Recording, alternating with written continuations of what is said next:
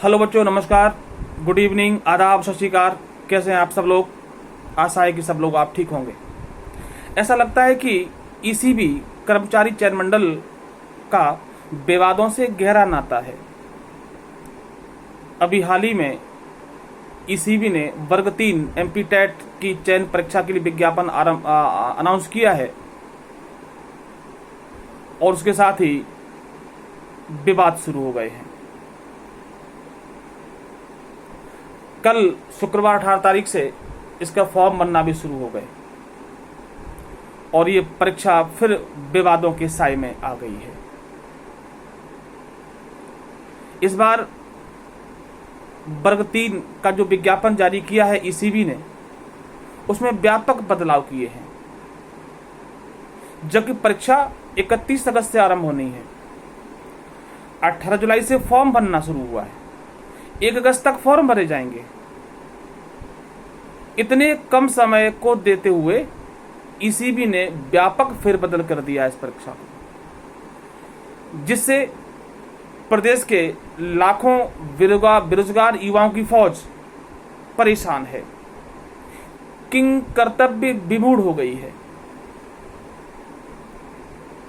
ऐसा लगता है कि इधर रोम जल रहा है और नीरो बंसी बजा रहा है।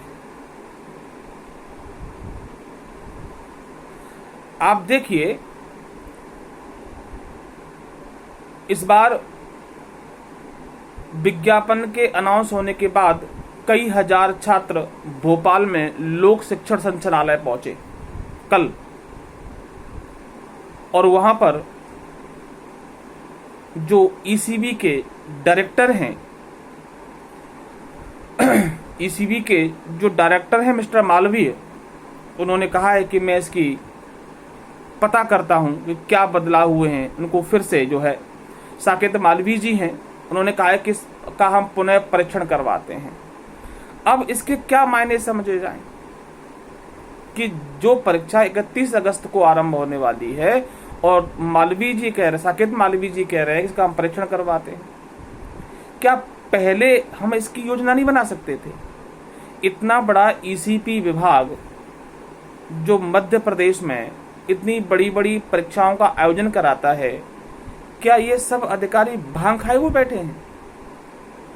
एक वार्षिक कैलेंडर में कितनी परीक्षाएं करा देते हैं ये, उसके बाद भी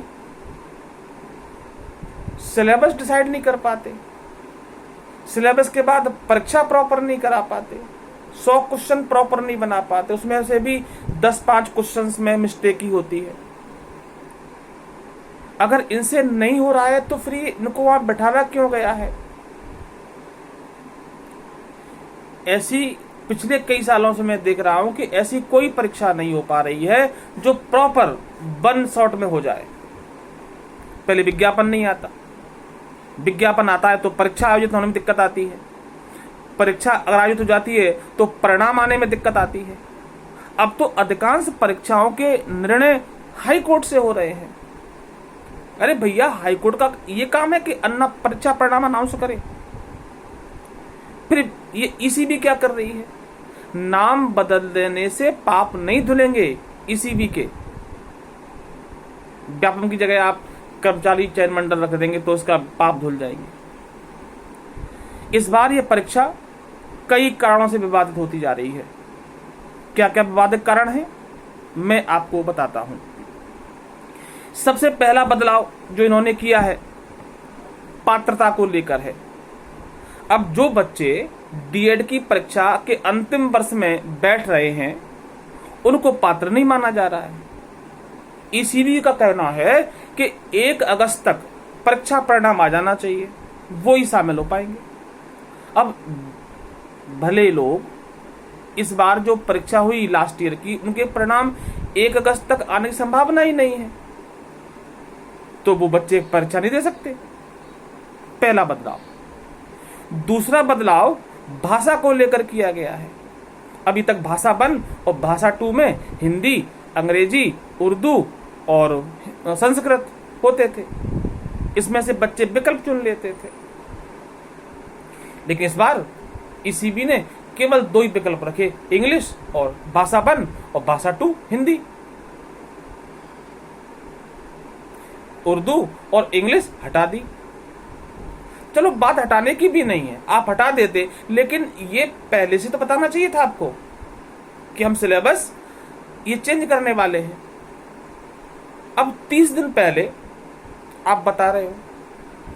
और इसके बाद हम बात करें तो जो तीसरा बदलाव जो किया, अभी तक जो वर्ग 3 की परीक्षा जो देते थे उसमें बाल विकास और शिक्षण शास्त्र बच्चे पढ़ते थे, और कई वर्षों से बच्चे इसको पढ़ रहे हैं क्योंकि उन्हें पता था ये सिलेबस में शामिल है, शिक्षक बनना है तो शिक्षा शास्त्र और बाल विकास आना चाहिए। और ये सही बात भी है कि बच्चों के विकास के लिए बाल विकास और उनको पढ़ाने के लिए शिक्षा शास्त्र और शिक्षण की जो पद्धतियां हैं वो टीचर को आना चाहिए। तो अभी भी जो शिक्षक हैं ऑलरेडी उनको इसकी ट्रेनिंग दी जाती है कि बच्चों को कैसे पढ़ाना है, उनकी स्किल्स डेवलपमेंट कैसे करना है, और इसी को बच्चे कई सालों से पढ़ रहे थे।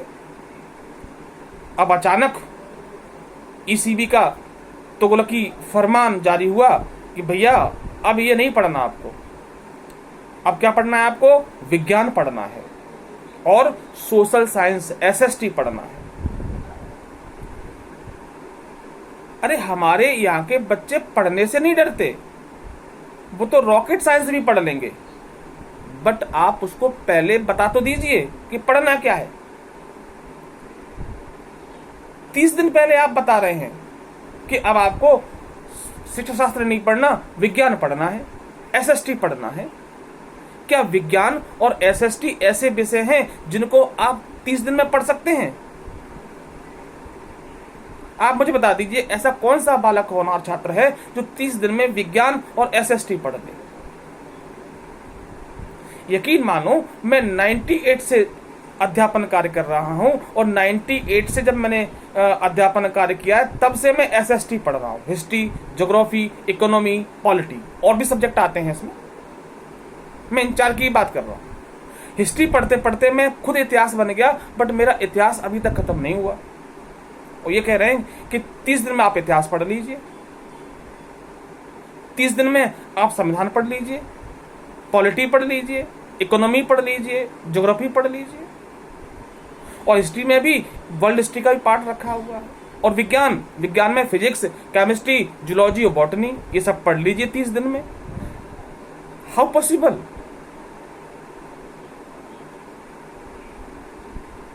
तो भैया ईसीबी आपसे यही प्रार्थना है कि भांग के नशे से बाहर निकलिए, बच्चों के भविष्य का ध्यान रखें। भाई ईसीबी वाले भी तो परिवार वाले हैं, आपके भी तो फैमिली बच्चे होंगे।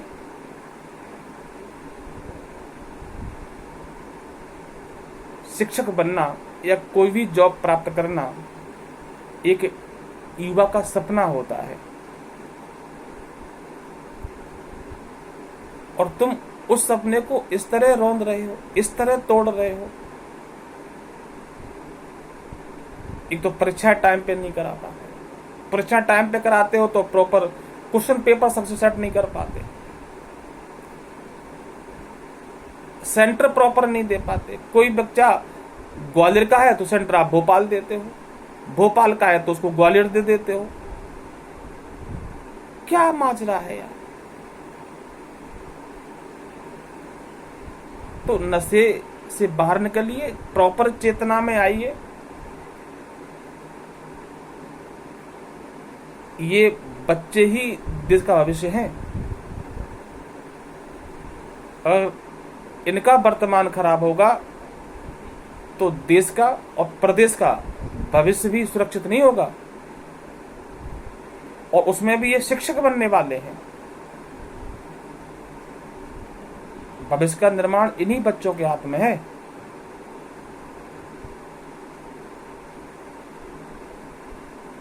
खैर, ये तो परीक्षा पद्धति संबंधित जो विवाद थे उनकी चर्चा हुई। अब प्यारे बच्चों, जो भी है सत्यता यही है कि पेपर 31 अगस्त से शुरू होगा। उस संदर्भ में बिल्कुल दिमाग से निकाल दीजिए कि पेपर की तारीख बढ़ेगी या कोई चर्चा नहीं करनी, केवल 31 अगस्त आपको याद रखना है कि परीक्षा आरंभ हो जाएगी। अब जो भी है आपके सामने है, इसी बचे हुए समय में आपको बेहतर परफॉर्मेंस करना है। तो लगे रहिए, मुझे पता है कि आप लगे हुए हैं। जो सब्जेक्ट आपके पहले से तैयार हैं वो तो हैं ही, और जो तैयार नहीं हैं उनको बेहतर तरीके से थ्योरी प्लस क्वेश्चंस पेपर के साथ तैयार करते रहें। इंशाअल्लाह फतेह होगी अपनी। इसी उम्मीद के साथ आज चर्चा यहीं पर विराम करते हैं। जैसे समय मिलता है तो हम पहले एसएसटी के सिलेबस पर चर्चा करेंगे आपसे, और टॉपिक बाय टॉपिक आपको हम समझाएंगे। देखो, अगर कल समय मिलता है तो कल करते हैं, और एक एक टॉपिक को लेकर, देखो बच्चों मेरे पास संसाधन नहीं है, तो जो कुछ भी है इसी फ़ोन के माध्यम से मैं आपको दे पाऊंगा, और बड़े इत्मीनान से एक एक टॉपिक को आप सुनेंगे। जैसे हिस्ट्री है, ज्योग्राफी है, इकोनॉमी है, पॉलिटी है, तो एक एक टॉपिक आपको हम कहानियों के माध्यम से ही करा देंगे, है ना। तो जुड़े रहिए, और अगर आप इस तरह की जानकारी और आगे भविष्य में चाहते हैं तो हमारे चैनल से जुड़ जाइए, और ऐसे बच्चे जिनको ज़रूरत है रियल में हमारी, तो उनको भी जोड़ दीजिए। चलिए आज इतना ही, धन्यवाद, जय हिंद।